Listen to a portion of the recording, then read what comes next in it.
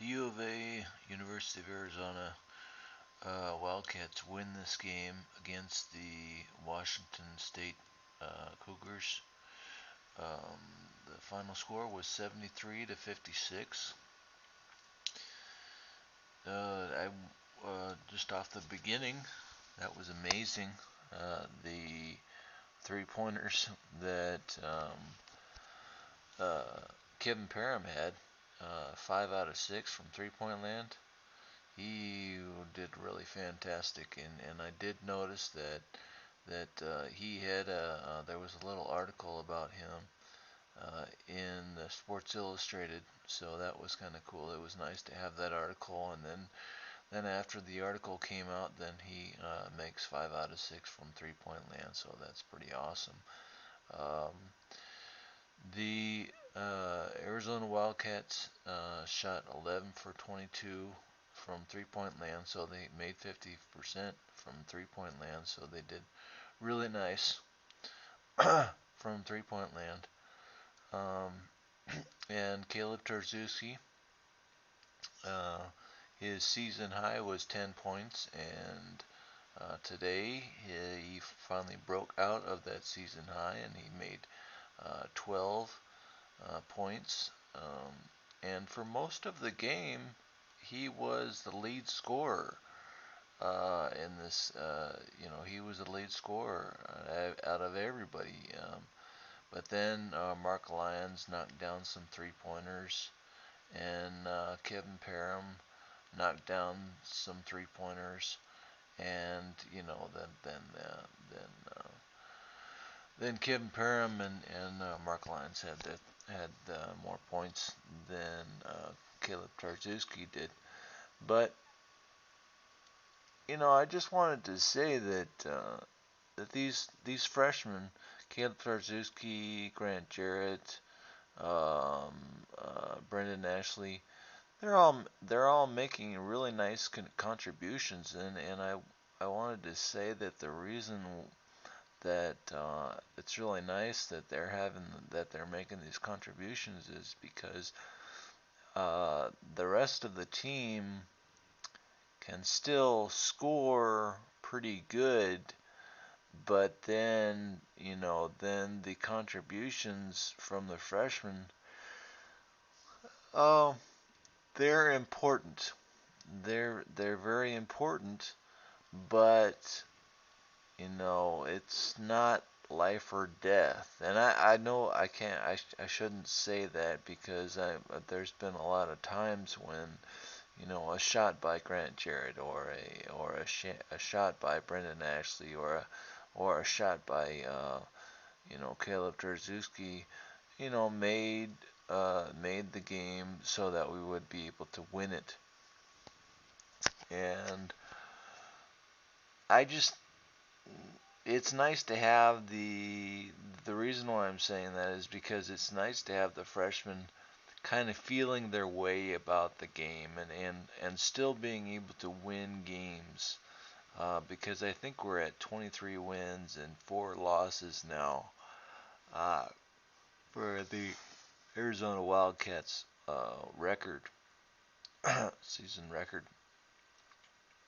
But it's really nice to have Brendan Ashley and Grant Jarrett and Caleb Drzezinski being able to feel out their way and find out, they can get called for fouls on this, or they can get decent shots on this, and dribble penetration is really important, and although they're kind of feeling their way out, and we're still getting victories, so I'm pretty happy about that. Then we get that big game against USC next week, and we rolled over them last time, but this time they're not pushovers. They they seem to have gotten their crap together. But back to this game. So Brendan Ashley, even though the freshmen are, able to go through these games and kind of feel their way out, dribble penetration and, get called for fouls and, free throw attempts and all those wonderful things. Then Brendan Ashley had one of his growing pains because today he fouled out. I don't know if I think he fouled out in another game too. So he's kind of feeling his way and finding out, uh, what he can call for fouls, or how he can get called for fouls, or how he can still stay safe. And he tried to do some dribble penetrations. In fact, that's all he did was dribble penetrations pretty much today. I think he knocked down a 17-footer or something like that. But I don't see any three-point attempts from Brandon Ashley, and he fouled out, but he made some nice contributions. He had three defensive rebounds. He had one assist. He had one block. Uh, he had three turnovers, which is not so great. But he's learning. I can't blame him for that too much. And we still won the game, so that's important. Um, let's see, Grant Jarrett made he made 2 out of 3 from 3-point land. I was nervous. I have to say that I was nervous because I figured that once we get beyond 15 3-point attempts, then I feel like we're kind of whistling in the wind. I don't think that it's such a good idea to shoot 3-point attempt to shoot 3-pointers after the whole team has accumulated about 15 3-pointers. But shows what I know, because Kevin Parham, I mean, he knocked down not one 3-pointer but 2 3-pointers right in a row.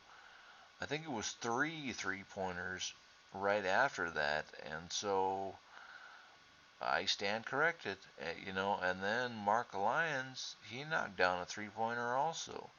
And I thought, Mark Lyons, don't shoot any more 3-pointers, because he was like 2 for 7, and then he knocked down that final 3-pointer, and I was like, oh boy, don't shoot that, but then he did, and what do you know, it was a nice shot. So I don't know, I I feel like they should be shooting so many 3-pointers, but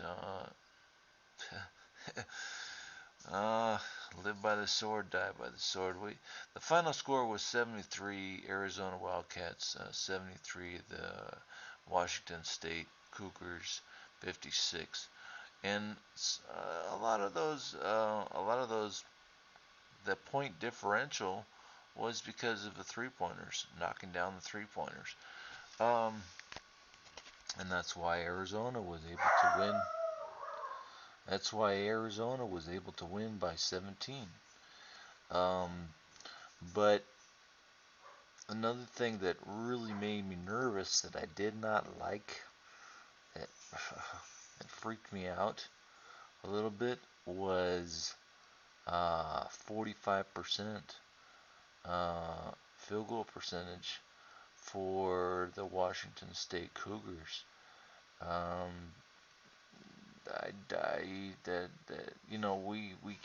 We can't allow that to happen. And anything above 33% from 3-point land is above average. And the Washington State Cougars shot 37.5%.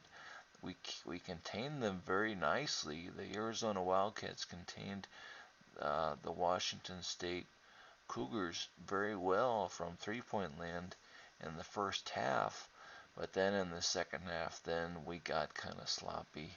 We couldn't defend as efficiently as we were in the beginning, and so they ended up shooting 6 for 16 from 3-point land. Let's see, the biggest. Yep, no one on the Washington State Cougars made more than one three-pointer. So that was kind of interesting. And Brock Modem, heard a lot about him from, how good he is, and it showed today. He made 7 out of 13 field goal percentage, so he was a big contributor. He ended up with 20 total points, and we were worried about Woolrich because he went off on Oregon, and I think that he scored 36 points or something like that. But in this game, he only scored 6. So from the Washington State Cougars, but we shot 55% from field goal percentage, and Mark Lyons did 5 for 11, and Caleb Trojans had 4 for 6, and Kevin Parham had 5 for 6, and one thing that was interesting to me was that Solomon Hill, he only got 5 points in this game, but he had 4 assists. That was just fantastic. And speaking of assists, here's another one that's a silent assister, but is just making a constant contribution. He's been in a slump for quite a while, but he's making a consistent contribution on assists, and that is Nick Johnson. I mean, there's probably been a couple games when he's been out and he hasn't made as many assists as normal. I would say 3 assists at least per game for Nick Johnson. So he's making a good contribution that way. And he did a little bit of dribble penetration, and I think he knocked down a 3-pointer today also too. Let's see. There's one thing that I wanted to say. So Nick Johnson made some really nice. He had 6 assists to 2 turnovers, so that's not bad. And the total rebounds, we had 30. Arizona Wildcats had 30 rebounds, and the Washington State Cougars had 23 rebounds.